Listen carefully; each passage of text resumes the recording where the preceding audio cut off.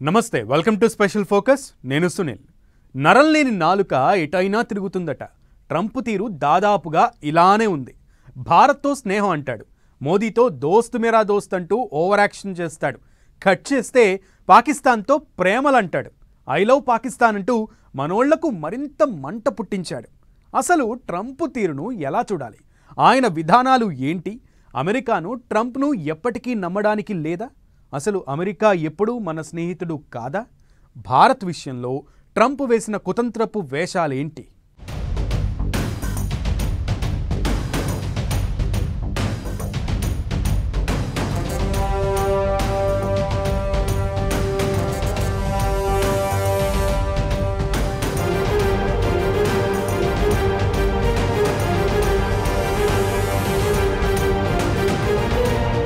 భారత్తో స్నేహం పాకిస్తాన్తో ప్రేమలు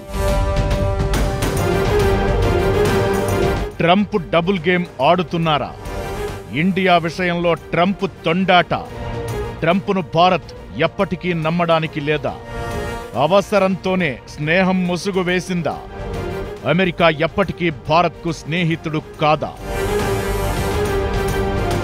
ట్రంప్ అంతే ట్రంప్తో అంతే ఎప్పుడు ఏం మాట్లాడతాడో తెలియదు ఎప్పుడు ఎవరి వైపు టర్న్ అవుతాడో అర్థం కాదు నోటికి ఏదొస్తే అది అనేస్తుంటాడు స్నేహితుడు అంటూనే ప్రతీకారం తీర్చుకున్నట్లు కనిపిస్తాడు అవసరమున్నప్పుడు ఎన్ని మెట్లైనా దిగడానికి సిద్ధమయ్యే ట్రంప్ అవసరం తీరాక మాత్రం అదే మెట్ల మీద నుంచి తోసేసేందుకు కూడా సిద్ధమన్నట్లు కనిపిస్తుంటాడు భారత్ విషయంలో జరుగుతోంది అదే మోదీ తన స్నేహితుడు అంటూ పదే పదే చెప్పే ట్రంప్ వైఖరిలో ఆపరేషన్ సింధూర్ తరువాత మార్పు కనిపిస్తోంది నోటికొచ్చింది మాట్లాడుతున్నారు పాకిస్తాన్తో స్నేహ గీతాలు పాడుతున్నారు భారత్ను ఇబ్బందుల్లోకి నెడుతున్నారు భారత్ను ఫ్రెండ్ అంటూనే పాక్ కూడా ముఖ్యమే అన్నట్లుగా అమెరికా వైఖరి కనిపిస్తోంది ఏకంగా పాక్ ఆర్మీ చీఫ్ మునీర్తో లంచ్ మీటింగ్ పెట్టారంటే పాక్కు అమెరికా ఇస్తున్న ప్రాధాన్యమేంటో అర్థం చేసుకోవచ్చు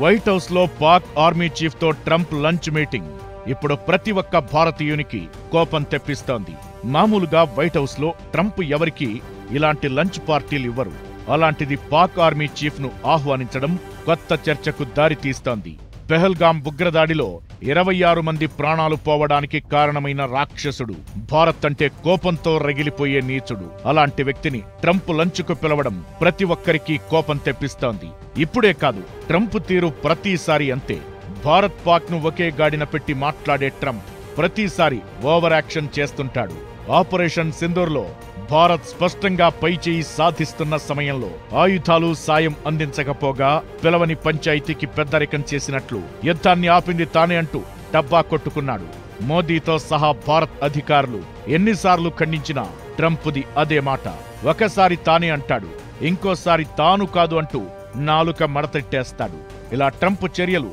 భారత్కు మరింత కోపం తెప్పిస్తున్నాయి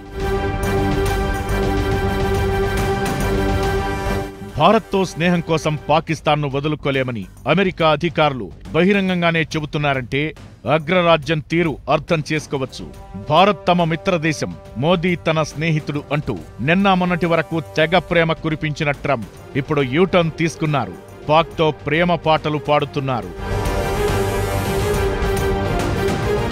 అవసరమున్నప్పుడు విలువలు మాట్లాడి అవసరం తీరాక లెక్కలు మాట్లాడే రకం ట్రంప్ ఇరాన్తో యుద్ధానికి సన్నద్ధమవుతున్న వేళ పాక్తో అమెరికాకు అవసరం పడింది దీనికోసం భారత్తో స్నేహాన్ని కూడా అవమానిస్తున్నారు ఇలాంటి అమెరికాను నమ్మొచ్చా ఫ్రెండ్ అనుకోవచ్చా అనే అనుమానాలు వినిపిస్తున్నాయి మోదీ క్లాస్ తీసుకోవడంతో ట్రంప్ యూటర్న్ తీసుకున్నారు యుద్ధాన్ని ఆపింది తాను కాదని చెబుతున్నారు నిజానికి ఇప్పుడే కాదు భారత్ విషయంలో ప్రతిసారి అమెరికాది ఇదే తీరు 6 వేలుగా అవసరం కోసమే చూస్తుంది తప్ప భారత్తో బంధాలు బాధ్యతలేమీ లేవన్నది క్లియర్ భారత్తో స్నేహం మోదీ స్నేహితుడు అంటూనే మన దేశం మీద భారీగా టారిఫ్లు విధించారు ట్రంప్ భారతీయ స్టీల్ అల్యూమినియం ఉత్పత్తులపై 25% సుంకాలు విధించారు దీనికి తోడు ట్రంప్ అమెరికా ఫస్ట్ విధానంతో 1,00,000కు పైగా భారతీయ కుటుంబాలు ఆందోళనలో పడ్డాయి వీసా నిబంధనలు నిషేధాలు భారతీయ విద్యార్థులు ఉద్యోగులపై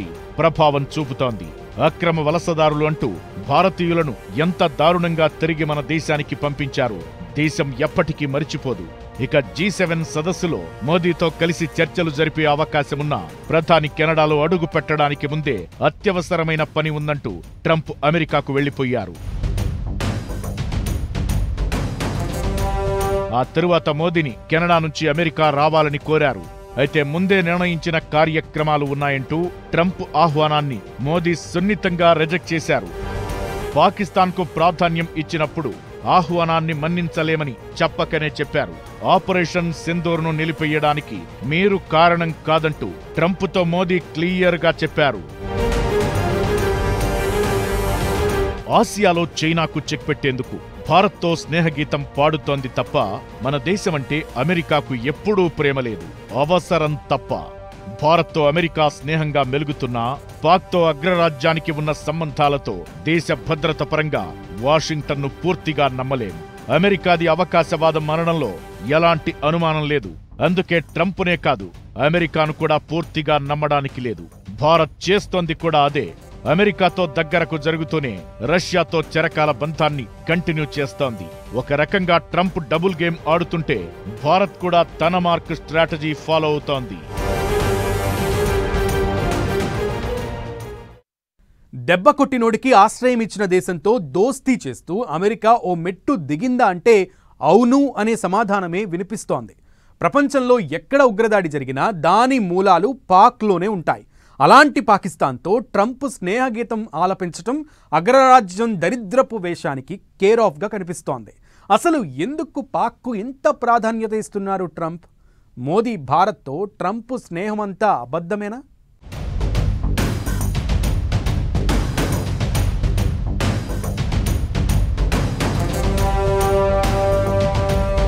ఉగ్రవాదానికి కేర్ ఆఫ్ కంట్రీగా పాక్. దెబ్బ కొట్టిన లాడెన్ దాచుకుంది పాక్లోనే. అయినా సరే పాక్ను ఒక్క మాట అనని అమెరికా. పాక్ అంటే ఎందుకింత ప్రేమ? భారత్ స్నేహమంతా అబద్ధమేనా? అమెరికా హిస్టరీలోనే అత్యంత విషాదకరమైన సంఘటన ట్విన్ టవర్స్ దాడి. ఈ దాడిలో వందలాది అమెరికన్లు చనిపోయారు.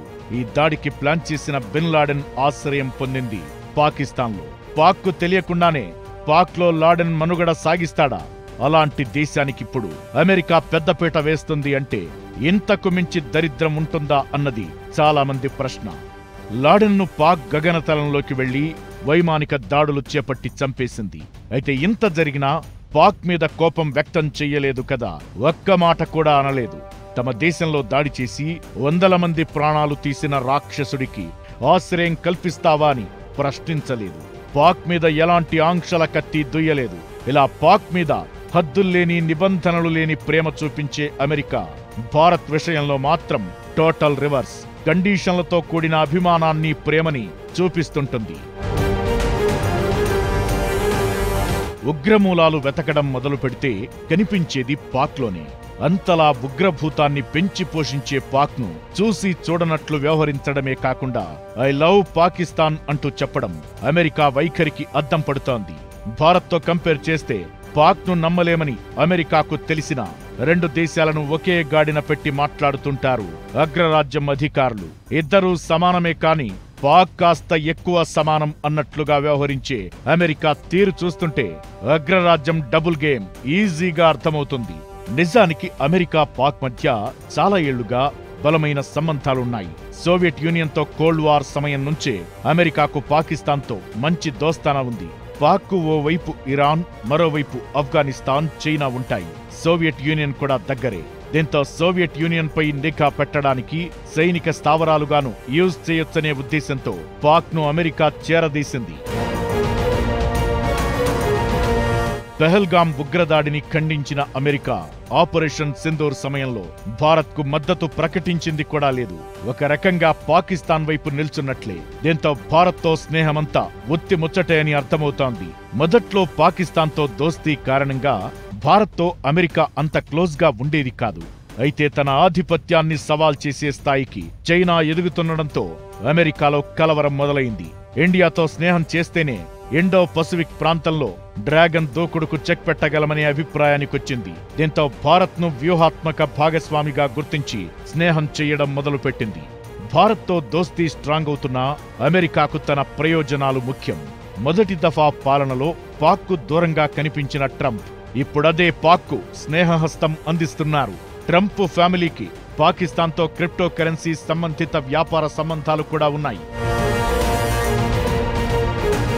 1971లో బంగ్లాదేశ్ విమోచన యుద్ధం సమయంలో పాకిస్తాన్కు అమెరికా పరోక్షంగా సహకరించింది.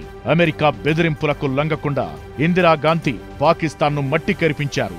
ఆ తరువాత సోవియట్ యూనియన్ ఆఫ్ఘనిస్తాన్పై దాడి చేసిన సమయంలో అమెరికాకు పాకిస్తాన్ అవసరం మరింత పెరిగింది. పాక్ మీదుగా ఆఫ్ఘాన్ ముజాహిద్లకు అమెరికా ఆయుధాలను సరఫరా చేయడంతో పాటు ఆర్థిక సాయం చేసింది. పాకిస్తాన్ అణు కార్యక్రమం గురించి తెలిసినా సరే అమెరికా చూసి చూడనట్టు వ్యవహరించింది. ఆ మాటకొస్తే పరోక్షంగా సహకరించిందనే టాక్ ఉంది. పాక్ చేతిలో అణ్వాయుధాలు ఉంటే అది ఉగ్రవాదుల చేతుల్లోకి వెళ్లే ప్రమాదముందని తెలిసి కూడా అమెరికా ఇలా వ్యవహరించడం ఆ దేశ వైఖరికి నిదర్శనం. ఒక్కటి మాత్రం క్లియర్, అమెరికాకు భారత్ ఎప్పుడూ ఆరో వేలు లాంటిదే. ఆ విషయం మనోళ్లకు కూడా తెలుసు.